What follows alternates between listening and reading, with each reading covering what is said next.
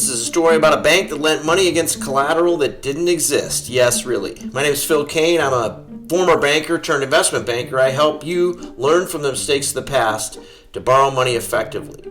This borrower was a mid-sized energy distribution company. Clean financials, great reputation, clean background checks, well respected in the industry. People from the bank had driven past their warehouse facility many times. The company had massive oil inventories sitting in storage tanks along the Gulf Coast. The banker, Mark, loved this deal. Fully collateralized at low margins, Mark told credit committee. Liquid assets, daily pricing were well within the bank lending guidelines on this type of collateral.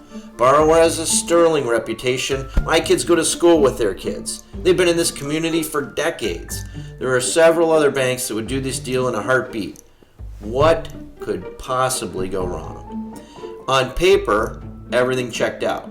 Third-party inspection reports confirmed that the oil, the collateral, was there. Warehouse receipts were signed. Tank numbers matched. The borrower's CFO, Alex, was polished, responsible, confident, and professional. But here's what no one realized. The inspections weren't physical. The inspections were done off-site.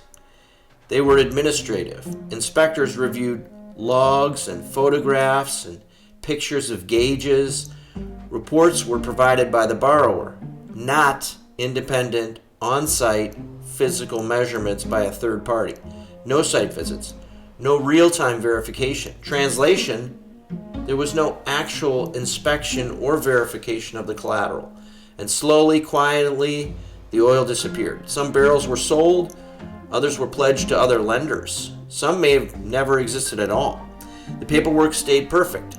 And then oil prices fell. Margin calls followed, and suddenly the bank wanted to see the collateral in person.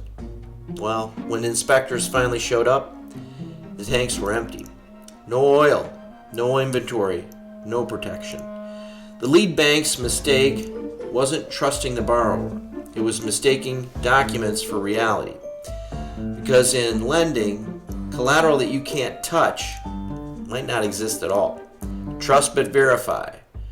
As a borrower, keep this in mind when you go to a bank or a lender to borrow money. This bank lost tens of millions of dollars. That bank that you're talking to likely has been burned before, and they're paid to be skeptical. They're paid to manage risks, and they could lose their job if they lend money to somebody who commits fraud. In this case, they lent money on collateral that didn't exist, and they paid the price for it by losing tens of millions of dollars of money from bank depositors like grandma and grandpa. And ultimately, the banker lost his job. So keep this in mind. Again, like, share, and follow for more stories like this. It can help you have the right mindset when you go to borrow money. Thanks a lot.